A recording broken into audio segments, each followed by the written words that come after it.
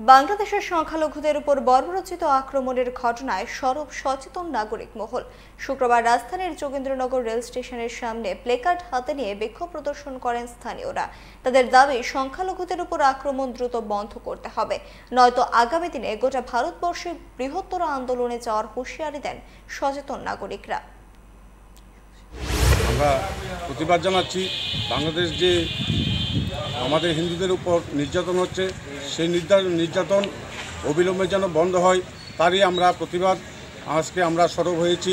আমরা হিন্দু, আমরা যেইভাবে বাংলাদেশের যে মূর্তি, আমাদের হিন্দু মায়েদের মূর্তি ভাঙচুর হচ্ছে, সেই মন্দিরের ভাঙচুরের প্রতিবাদে আমরা আজকে ধিক্কার মিছিল করছি। আমরা তা থেকে বাংলাদেশের যেন শান্তি ফিরে আসে এবং বাংলাদেশ যেন এগুলি থেকে সন্ত্রাস থেকে মুক্তি থাকে এবং সন্ত্রাস যেন বন্ধ হয়, তারই দাবি আমরা রাখছি। पंख मिल जाते हैं ख्वाब वालों को, आड़ते हैं जिंदगी सवर ले, ऊंची ऊंची उड़ाने मुस्काने, उस मीठे पल का भरोसा तू कर ले। जिंदगी में कुछ बनो है